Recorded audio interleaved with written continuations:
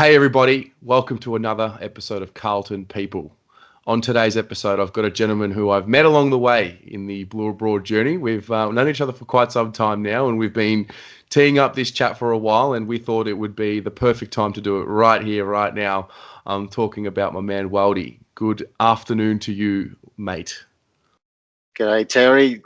Rapt to be here. And I know, yes, it's been a while in the making, but absolutely looking forward to having a chat about the Blue Baggers. Absolutely, mate. It's always a good time talking about the club, especially after a win. We don't want to talk too much about what's happened on the weekend because this chat's more about the high level and your experience about the club. But given that we are coming off a win, there's a bit more of a positive vibe about us at the moment. So, mate, first of all, what's happening in your world? How are you? Yeah, really good, really good. A lot happening, family, work, obviously, but and then finding time to watch some sport, particularly the Blues. So, yeah, it's been tumultuous 12, 18 months nearly now. I guess we're sort of moving on to that with this pandemic. But other than that, no. Look, and staying in touch with the channel is really good too. So it keeps us all informed. So thank you. No, you're very welcome. Well, let's start where it starts for you, because I really do. I mean, we've had a few conversations about memories and back in the day, and we're going to unpack a lot of that as well in your experience. But how do you become a Carlton supporter? Where does it all begin? Well, what do they say? It's you can take the boy out of Carlton, but you can't take the Carlton out of the boy. So I was born and raised in Carlton, the suburb. So it's, I guess, natural. And of course, my dad, when he and Mum moved here in the late 50s, early 60s, they settled in Carlton and started their family there. And of course, I was born and raised there, and Dad used to go to the football just up the road to Princes Park. And I guess that's sort of where a lot of it had sort of originated for me. I was born into it, born in the suburb, birth certificate in the suburb, which is great. Something I sort of, got sort of pinned on a wall and framed because it's, you're really proud of it. So, so a lot of it was, it was primarily just based on where we lived and going. Dad taking me to the football when I was really young and taking all my siblings as well. I'd be sitting on his shoulders because I'm the youngest of six. So, I'll be on his shoulders, watching, and really, really good. Probably my first big game I remember the most, the first game I remember, and I'm not going to believe this, but I do remember it, some bits of the game vividly. It was round 10, 1979 at Princes Park, Carlton, Collingwood. A lot of your viewers that may be listening that were around at that time will probably remember that game fondly. Always a classic against Collingwood at Princes Park. And I remember being at the game and it was packed. It was one of those, it was just, the gates were locked early and typical Carlton Collingwood clashes. Collingwood got to an early lead and we just sort of came back. And so that for me that was the first game I remember going to, and the thing that I remember the most out of it all, and the rest of it's pretty much a blur because I knew we won, but the hit on Jezza. Jezza got hit by, I think it was Stan Magro? I think it was, Stan Magro on the wing. So, it was an experience, and I loved it, of course. And so, that's a bit of me. And we used to go to the games quite a lot when I was a kid, and we'd walk to the ground, and that was the experience, is walking to Princes Park and anticipating another Carlton win, which was great. And the place was, the ground was just the best to watch football. It was the best to watch football because the atmosphere, Carlton people, like-minded people, you got all types. So where did the family come from? You said they came to Australia. Good question that you asked. So, Lebanon. So my parents migrated from Lebanon to Australia. Mum came first, so she came in 59, and Dad came in 60. So, Dad was still serving in the army. That's why he couldn't come at the same time. But Mum said to him that I'll meet you in Australia, and so he finished his service and then came across and followed Mum, and then. Pretty much, so they were pioneers back then because they left their parents and they were in their mid-20s. So to do that was a big deal. And look, things in Lebanon were okay then. There was no civil war or anything like that, but they just wanted to come to Australia for a new life, and the borders were open and welcoming new migrants from overseas, immigrants from overseas, and so they lifted and shifted, and then all their siblings followed as well. So my uncles and aunts and all that they all followed, and my parents were the first ones out of the family to emigrate. So I always find that interesting when I hear that. Obviously, like my grandparents are from Greece. They did something very similar in the mid-50s as well. And it's interesting because today, like if I want to go and live somewhere or start a new life somewhere, I've got the internet where I can see photos and look at maps and towns and what's around, and I can look at housing prices and rentals and all of that. Whereas back then, it's when you think about it, it's a lot more scary. We're going to go to Australia from Lebanon. We don't know how far it's going to take, how far it is. We know it's far away. I really do find it fascinating how they figured out to go to Australia and then to have the courage to go to Australia and start a life in a place where it was just a big unknown. Absolutely, and then they didn't know the language either. So there was the language barrier. So you're 100% right, and so. Look, my dad worked at Ford for a lot of years, and that was his job, and he didn't know the language, and they taught him all those skills there, which was great. Mum was a seamstress, and that's what she knew best, and so she sort of established herself at one of the linen factories as well, and so they did it hard, right? And they were committed, and they certainly paved the way for us to have a better life, and not only for us, obviously for themselves too, Yep. of course. But so it's certainly it certainly resonates with a lot of other people from either the Middle East or in Europe as well. So no surprise there. So living in Carlton, obviously, is it just was going to Carlton games and supporting the club and getting around the footy? Was that kind of the way that you and the family sort of integrated into the culture? Is that how it all really originates? Absolutely, yeah. Look, and of course back then Carlton was entering its pretty much their golden era, really. That those halcyon days from, probably the late '60s onwards. So you were sort of born into that success, really, and I know that's strange for certainly the current generation, the sort of experience, but it was phenomenal, growing into that. I mean, obviously I wasn't around it, in the late '60s.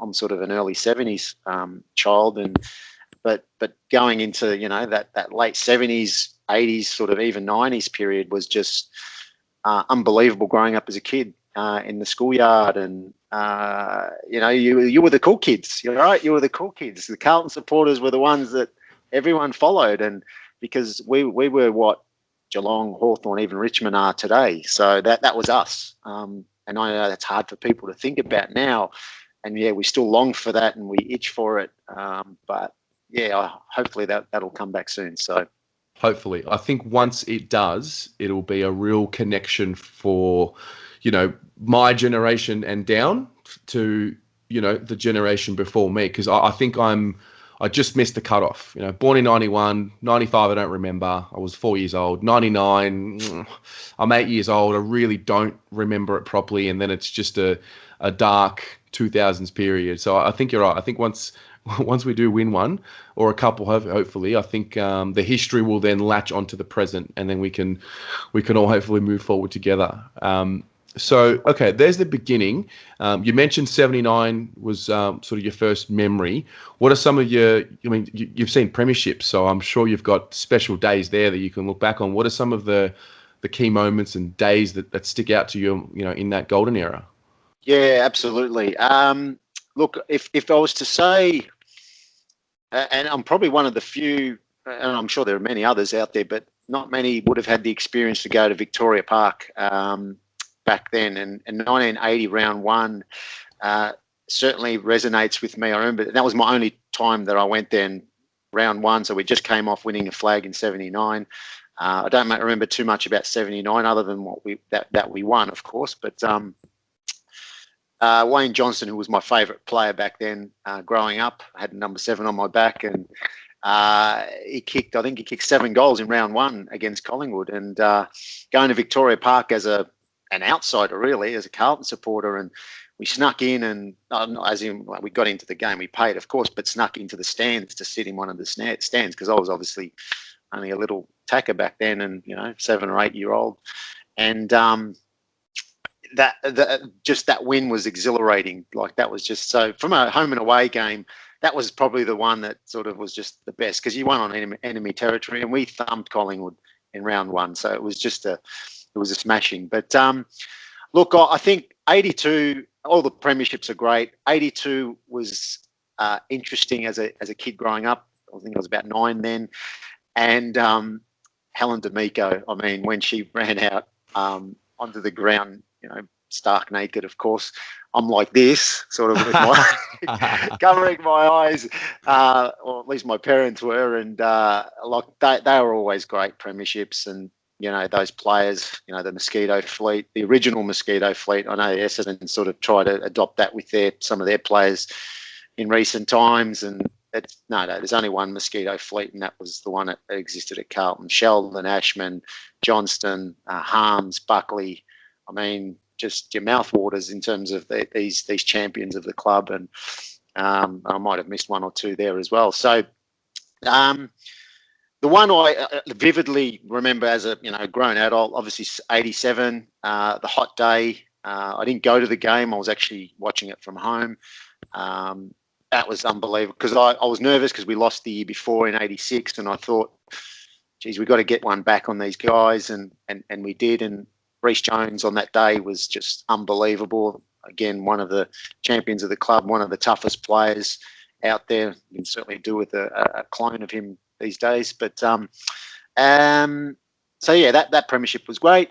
And then 95. I mean, 95, I had the pleasure, not many people know this, but I was actually working at the MCG on that day, and I was a crowd control on the boundary line at the Carlton cheer squad end. So when they were coming around with the Premiership Cup, I managed to get a feel for it, even though I had to sort of face the crowd. But it was just unbelievable being on the ground and seeing that. Was just, I mean, it was a domination, obviously, for the whole day, and you sort of knew in that second quarter we were going to win.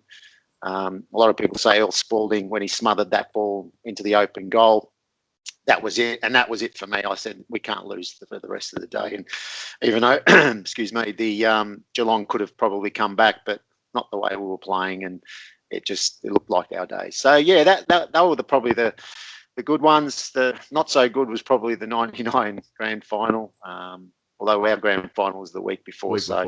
Yeah, absolutely. Just beating that other mob and giving one back for 93. So, because that was a tough grand final to watch as well. So, and I was at that game too. So, yeah. Okay. So you mentioned going to Vic Park, and that's, for me, that concept is very foreign, because I'm just used to going to the MCG or, Telstra Dome, Marvel, whatever it's called. I'm just used to the big stadiums, and it's funny when I talk to people who don't live in Australia, who work in sport, they find it fascinating that we have the model that we have, where we only play the Victorian games in the Melbourne games, I should say, in that two stadiums, as opposed to staying in your local territory. It kind of sounds like a Premier League vibe, where you have Vic Park and Waverley and Princess Park. What was that like? Because I feel like it was very territorial from hearing about it. Yeah, absolutely. The EPL analogy is perfect. It is exactly what that is. It's the Premier League. Everyone had their own dunghill, if you like, and Princess Park was ours. Victoria Park was Collingwood's. Even went to the Junction Oval. So yeah, the vibe is very territorial. It's one of those experiences that obviously the home crowd is the dominant crowd.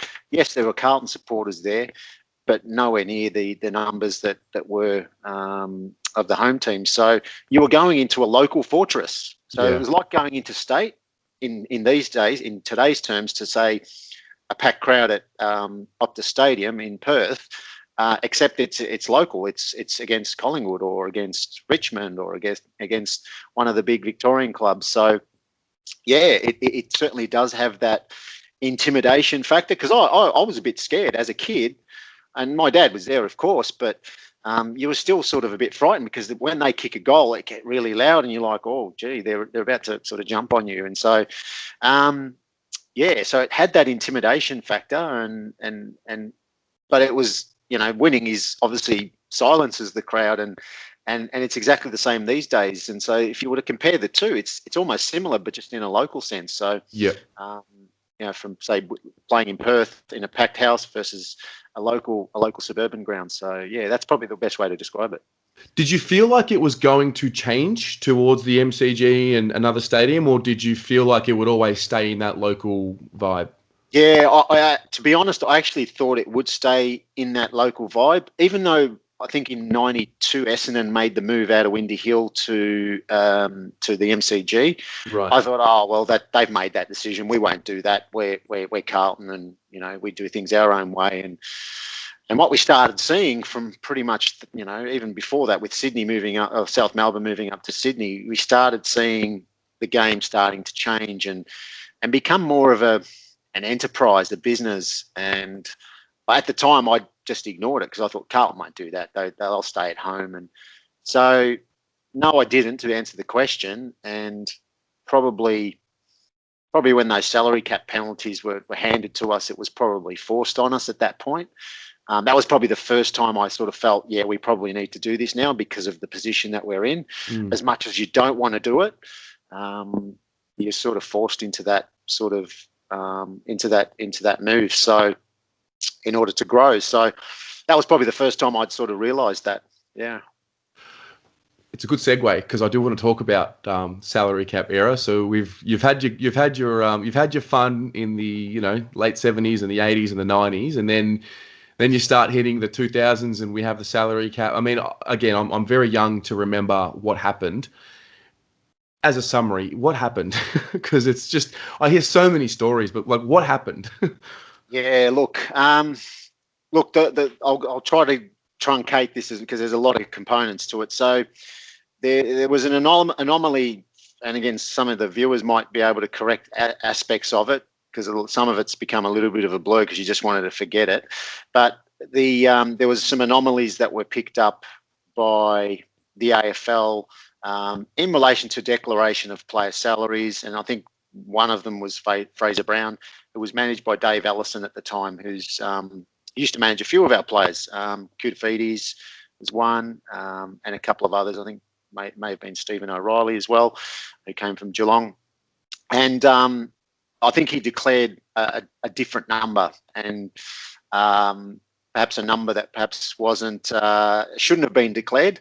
And then the AFL went sniffing. And so that's sort of how it sort of started, and then a full investigation came into the play. A number of players were implicated.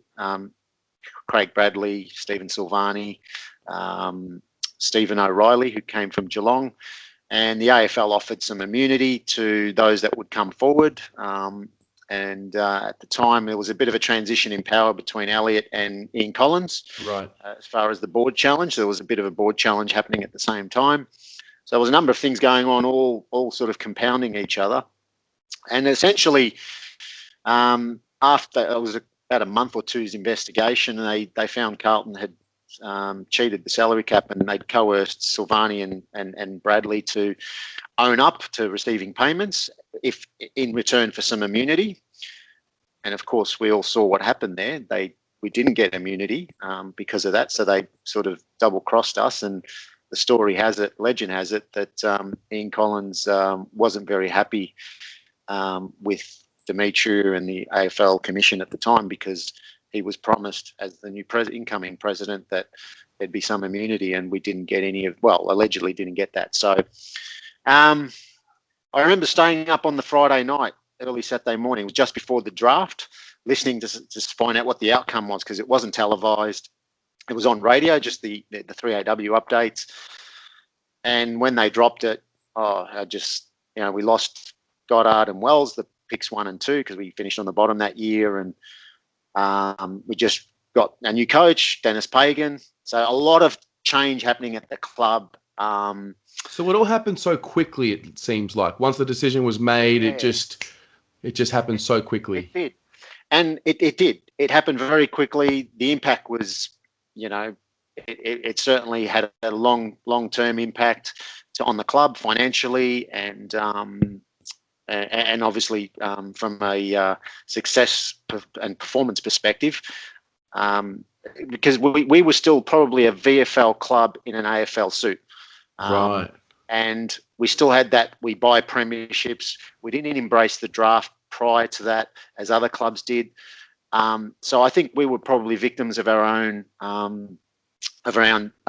making because of, we hadn't embraced the draft, and I think that was part of why we'd fallen so quickly, because I think that analogy of, we had an AFL vest on, but it was still a VFL club at heart. And I think now we've only starting to see that happen in recent times, that we've become much more of a contemporary club in the way we go about everything, and embracing the draft, and player development and all those sorts of things that we perhaps didn't do. We just bought those players. So you'd probably think that as a club it was, as a supporter it was shattering.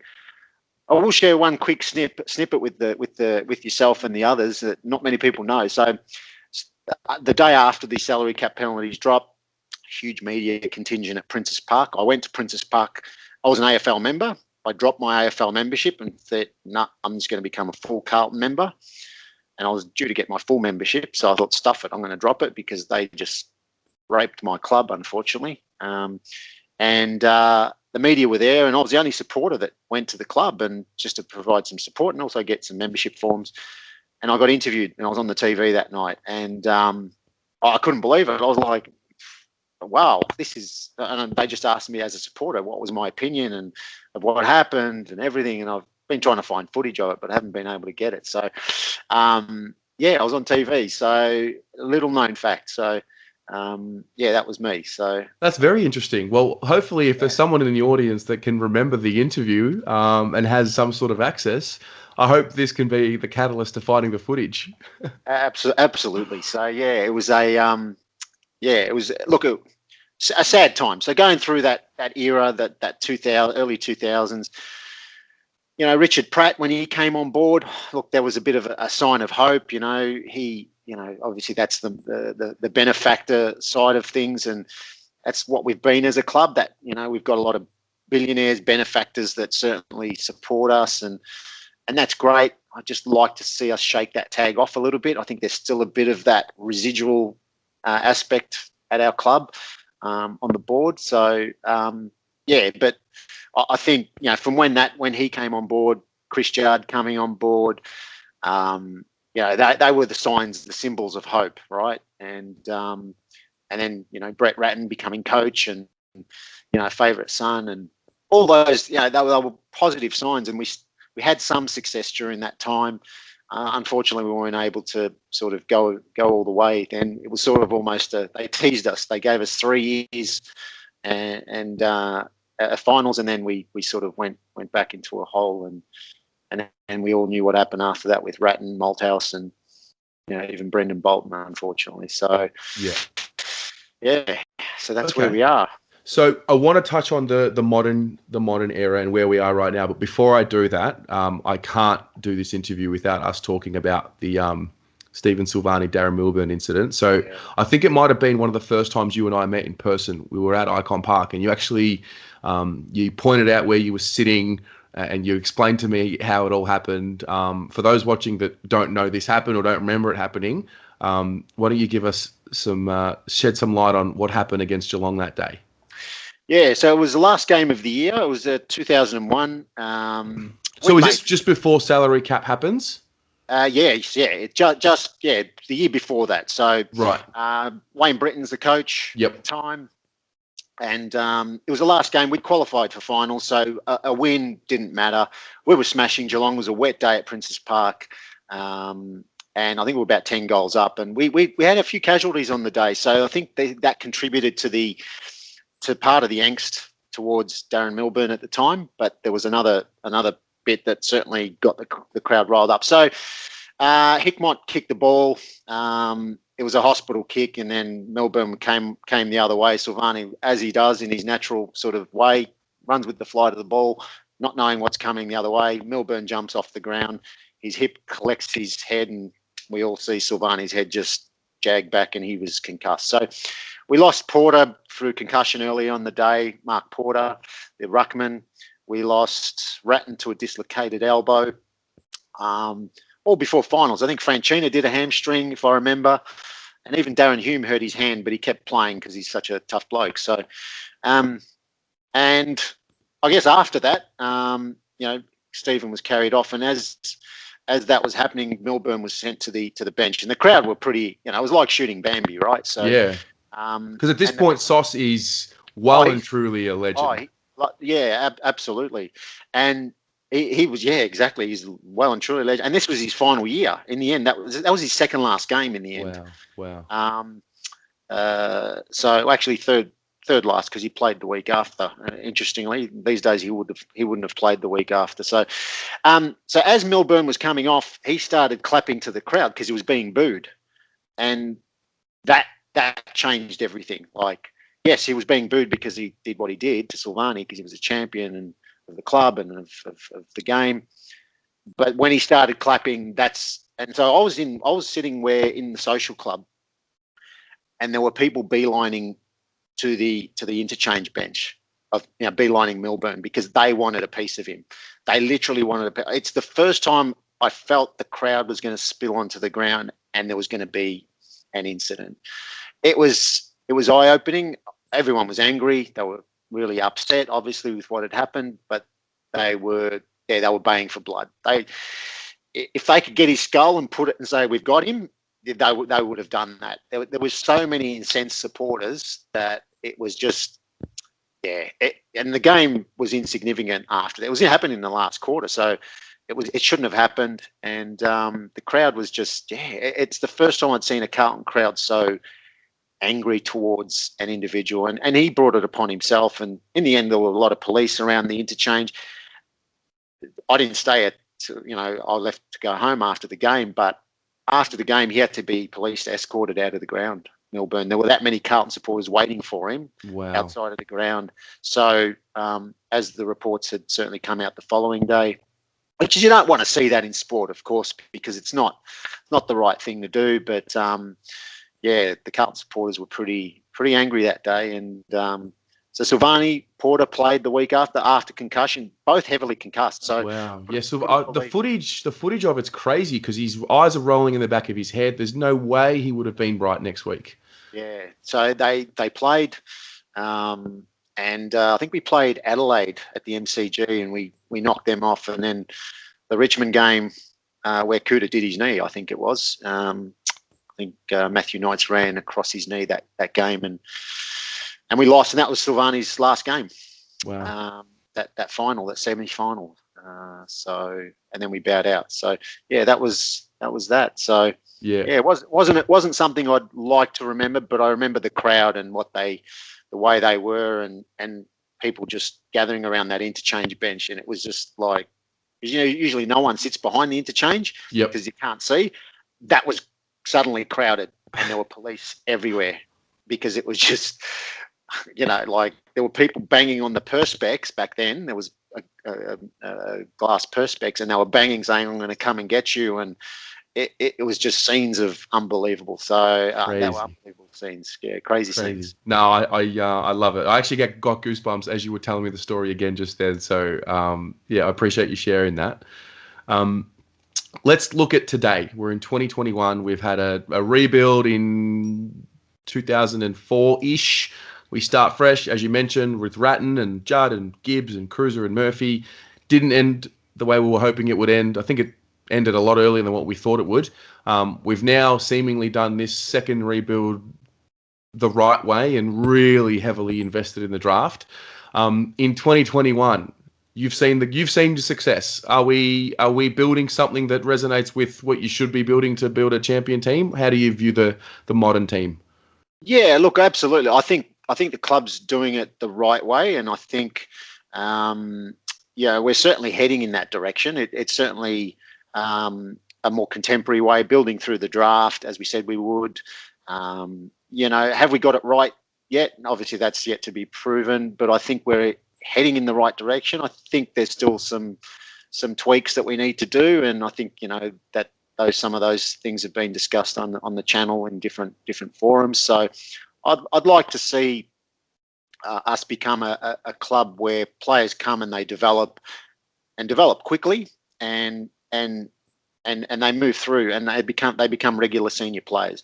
I know that doesn't happen all the time because it's difficult, right? Not every player makes it. You got to get the selections right, got to get the game plan right, bring in the players that complement that game plan, what you need, what are the missing pieces, all those sorts of things. So I think we're doing that in the right way. Have we picked the right selections over the last few years? I think jury's out in a lot of cases.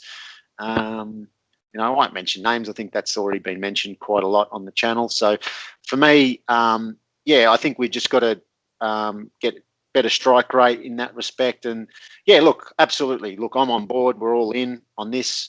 And we want to see it happen pretty quickly because this is 6 years now since they said we're going to the draft, we're going to rebuild. So we expect some results, and I think finals should be the aspiration this year, as it should have been last year as well. So I think there's no more. We need to hold the club as supporters accountable. We've signed up, we've met our end of the bargain, and it's time for the club to also repay that faith. And regardless of what happens, of course, we'll continue to support the club, but let's start putting it together and making it happen, because this giant that's awakening now is, I tell you what, when it's up and about, it's one of the best, if not the best in the league. And I tell you, when the Carlton crowd are up, and that St Kilda game 2 years ago, or a year and a half ago, and we're all there, and we've sort of covered that, but that's just a small taste of what this club can do, its supporters, in terms of its voice, its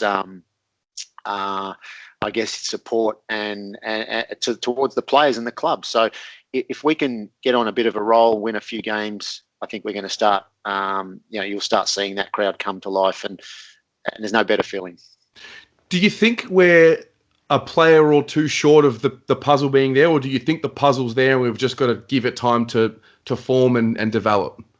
Yeah, look, I think to be honest, I think we're probably a player or two short. I think there is a development piece, absolutely. Do we have all the pieces? I think time will tell with the game plan, the player development, the positions they play, the role they play. I know you're big on this as far as what role do they play. It's not all about possessions. It's not about the numbers per se. It's about what role do they play and how do they fit into the broader picture. So, I do feel we are probably a one or two players short. And they don't necessarily have to be elite players, right? So I'm thinking, players that are probably of that B grade quality. Even someone that's a C grade. And I know on the channel, I know when we've done a few different fan forums and those things, I'd like to see us and to bring a bit of toughness, a bit of aggressiveness to the contest. And there's one player from another club that I think. I've seen how he goes about it, and he probably won't cost us much, or he may, depending on that club's perspective. But I like the way Cam Zurhaar goes about things, right? He plays with that aggression, and he's got a big body, and his eyes are straight at the ball. Or even the guy at Geelong, number 30, I forgot his name, but he's another tough player. And it's just someone that can really provide that intimidation and intimidation factor. We had someone like Mitch Robinson that was at our club. It's that type of player for me that just, it doesn't have to be a superstar, but that player cracks in, right? Yeah. And sets the tone. So I think that type of player would be good. And I guess you can never have enough midfielders. So if I was to say which player from another club, if I was to be wishful thinking, of course, so this is pie in the sky sort of stuff. No salary cap, which we know all about. No salary cap, yeah. No, let's just put that to the side. Maybe a brown paper bag here and there. I would say Matthew Rowell. Yeah. Oof. Wow. that just he's a couple of reasons. One is he's a jet. Like he just I know he's injured at the moment. He was injured last year, but we've seen what he can do. And it's a bit of a premature call, but he was an ex-Carlton supporter, right, growing up. So could we bring him home one day? Part of me says we could maybe have a go at him at some point. But yeah, he'd be the guy I think would be. I mean, imagine him and Walshy waxing. Oh my God, together. Those two guns, like the two number one picks, just waxing. That would be just unbelievable. So, yeah. Okay. I've got one more for you before I let you go. I ask everybody this, and based on how you're seeing it all unfolding, when are we lifting up this cup? When is this group going to lift it up? Which year? Yeah. I guess the optimistic side of me says, within the next couple of years, so by 2023, I know that's in our strategic plan. The club's shared that with the members and the supporters. Realistically, though, the realistic part of me says 2025. Yeah, I hope it's sooner, but I think 2025. Yeah, it's. I mean, I know people bring up the doggies and these teams that have done it earlier than expected, but it seems like we are really on that long-term path. I think the stars aligning are telling me that, like, no, you're not going to do it the old Carlton way. You're going to do this the long, long way, and I think I agree with that. I really do think. I feel like there's going to be steps after steps and finals and semis and then prelims and heartbreak, and then eventually we'll get there. Absolutely. And look, I think we're capable. I know you talked about, do we have the pieces? I think in large, yes, I think we do. I still think there's still some missing, one or two missing pieces, and game plan maturity, player development, all those things. And then obviously let's see how the rest of this year plays out. It's certainly not a write-off. And but look, yeah, can we do a Western Bulldog? Can we do what Richmond did in from 16 to 17 and then go on that dynasty? And Richmond's team didn't change that much from 16 to 17. The thing that changed the most was what was in the coaching box, and the football manager changed, and suddenly things just flipped for them. So yeah, can we do it? Absolutely. Do it sooner rather, and Jag one before that time. Absolutely, we can. It just depends on the club and how things evolve over the next year or two. Yeah, absolutely. Waudi, it's been a pleasure. I've really, really enjoyed it. It's flown by. We've ticked over I think 35 minutes or so, which I don't mind at all. It's always a sign of a good episode when the time flies by. I really appreciate your time and coming on and sharing your story, because I think the more stories we can hear, the more connected we can all be. So I really do thank you for that. No, thank you, Terry. Thanks for having me, and keep up the great work. For sure, mate. Go the Blues, hey? Go Baggers.